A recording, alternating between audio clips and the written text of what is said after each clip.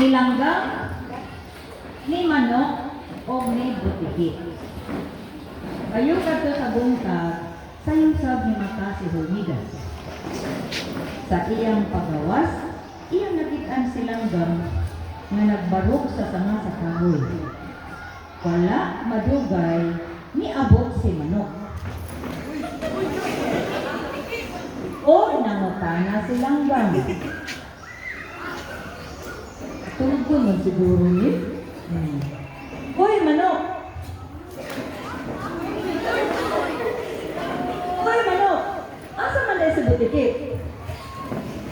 Hisagbat si Hormigas sa pag-ingon. Ay, ito si butiki.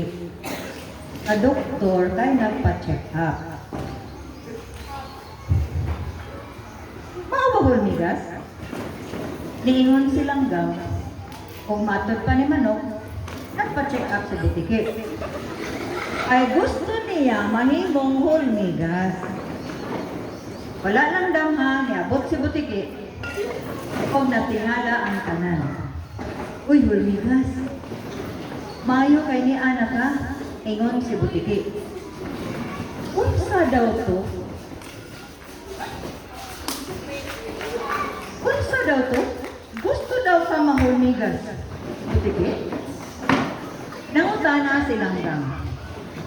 O manong ni Barok na Langgaman? O nangutana si Langgam, ngano man kuno? Ingon si manok.